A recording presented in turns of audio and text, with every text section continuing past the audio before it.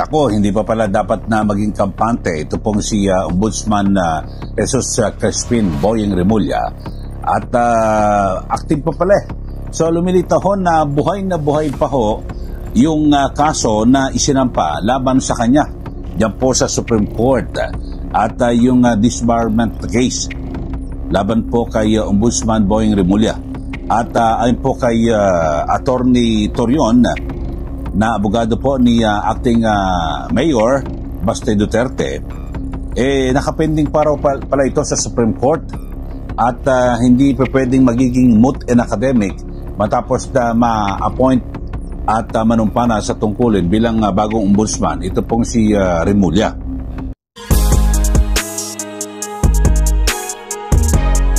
At ayon po kay Attorney Torion, ay kapag nagdesisyon po ang Korte Suprema na pabor po sa kanyang kliyente, ay maaring matanggal pa pala ito pong si Remulla bilang ombudsman.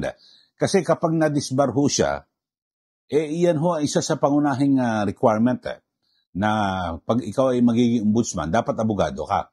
Kung siya po ay madidisbar at matatanggal siya bilang abogado, hindi na ho siya pwede.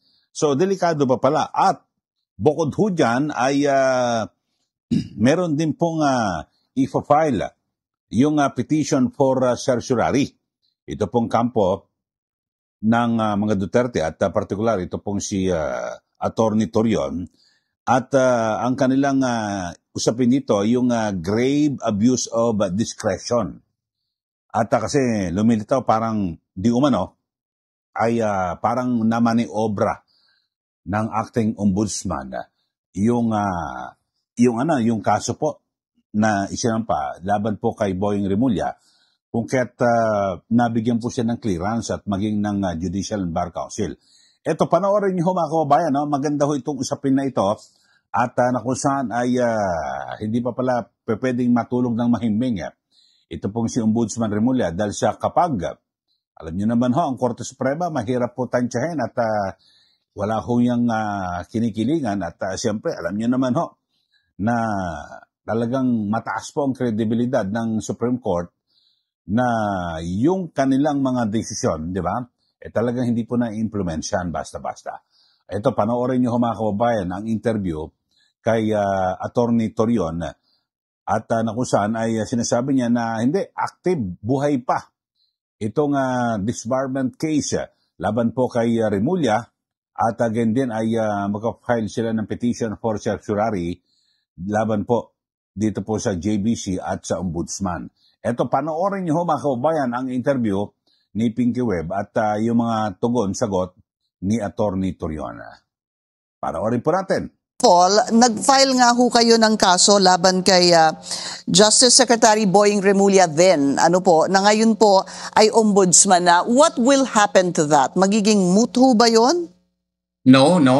It will remain pending before the Supreme Court. And as you know, I was not the one who filed it. I was acting as the lawyer of the complainant who happened to be the family of the Duterte.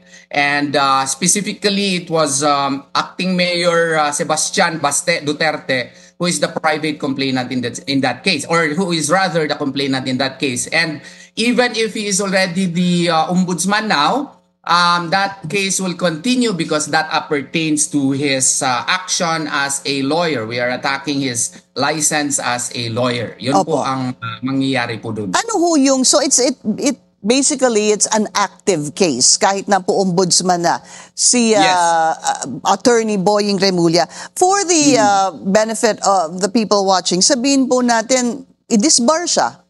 Sabihin po pumanig ang Korte Suprema dito sa petisyon ni Baste Duterte. What happens? How does that affect his role as ombudsman?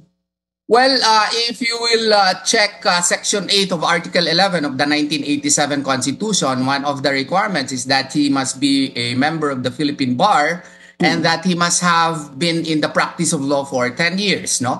So if he is no longer a lawyer, then that would disqualify him as an ombudsman. So if the Supreme Court would decide that his action would, or his actions rather in the past, I would not comment on the specifics of it because it is what you call this confidential in nature, but I'm just discussing the effects or consequence if he would be disbarred, then he would no longer qualify as an ombudsman because it is a continuing requirement. But what we will actually do, subject to the order of our client or request of our client, and supposedly tonight we have a meeting, but it was moved tomorrow. We will still question his appointment as an ombudsman. There is a quarrel as to whether or not it is a petition for quo warranto or certiorari. We will decide that by tomorrow, and we will definitely file that petition before the Supreme Court. Ano ho yung basihan ng posibleng quo warranto o certiorari laban dito sa pagtalaga? Quo warranto may not be the proper remedy to my mind. No, of course, that is subject also to a discussion with my fellow lawyers who are handling the case. Because under Rule 66 of the Rules of Court, specifically Section 1 thereof, it mandates that it will be the Office of the Solicitor General who should file the same. Or if not, it would be under Section 5, the person who has a clear legal right of the position. But I don't expect anyone who was not appointed, which was included in the list, no short list. There were 7.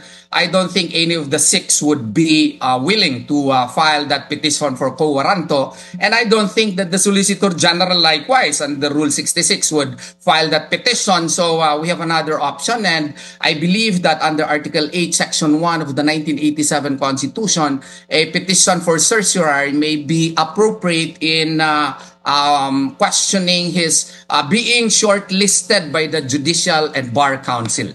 So that would be maybe the tenor of the petition. Ano ho ba para sa kaalaman natin ang petition for certiorari? At bakit ho ito posibleng... Sa mga estudyante po ng batas, any branch of the government can be questioned under the expanded concept. Maski executive department yan, supposedly under Rule 65, judicial or quasi-judicial functions lang ang covered. Pero kung ibase mo dito under Article 8, Section 1, expanded na po yung konsepto po ng certiorari. So kung any branch, even the executive department of the government, would commit grave abuse of discretion amounting to lack or excess of jurisdiction, then it can be subjected to a certiorari proceeding under Article 8, Section 1. Pwede na yan i-question sa Supreme Court. And who is going to be guilty of this grave abuse of discretion?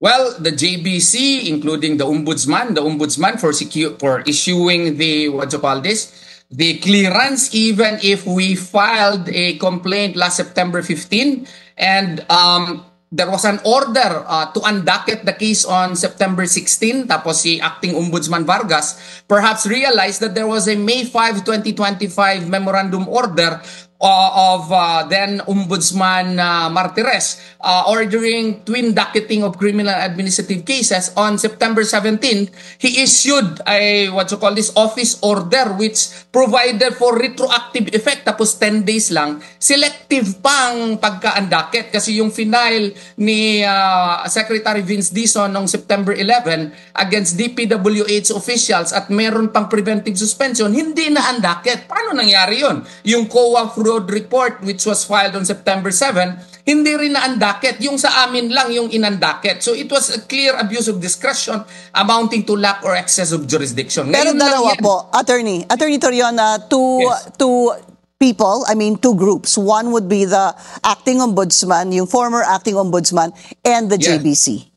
Yes, and the JBC. Okay. Ayan po, napakinggan nyo naman ang interview at pahayag ni Attorney Israelito Torion, ang abogado po ni acting Davao City Mayor Baste Duterte, na kung saan ay meron pa hong nakabinbin o nakapending na disbarment case laban po kay dating Justice Secretary at ngayon Ombudsman Boying Remulla. Ito'y may kinalaman, siyempre, yung nag-ugat na yan, yung dahil sa pag-aresto at pagsuko ng gobyerno kay dating Pangulong Rodrigo Duterte diyan po sa ICC. So may disbarment case. So hindi nawawala ho ito kahit na naging ombudsman na po siya. At yun ho, at pwede na kung sakasakali na magdesisyon ng Korte Suprema, wala, matatanggal ho bilang ombudsman ito pong si Boying Remulla. At well, abangan ho natin kung ano ang mangyayari dito. Pero kayo ho, ano masasabi niyo rito mga kababayan? So, delikado pa pala. Nanganganib pa pala na matanggal ito pong si Remulla bilang ombudsman. Dahil sa mayroon pa hong buhay na kaso na kinakaharap po siya. At bagamat ang paniwala ng marami at persepsyon, parang namaniobra po ng acting ombudsman yung dapat na ibigay na clearance dito kay Remulla na siyang pinagbasihan naman ng JBC para maisama po siya sa listahan ng pagpipilian ni Pangulo Marcos Jr. So, kung titignan natin talagang nakadisenyo na ho, no? At mukhang naiplano na talagang ibibigay po kay Remulla ang pagiging ombudsman. So, abangan ho natin mga kababayan at kayo ho at lalo na ho yung mga galit ho kay Remulla, magdasal ho kayo na ang maging desisyon po ng Korte Suprema ay pabor po dito po sa kasong inihain yung disbarment case laban po kay Remulla. Dahil sa kapag nagdesisyon ng Supreme Court, tapos na ang kwento. Di po ba? Matatanggal ho siya.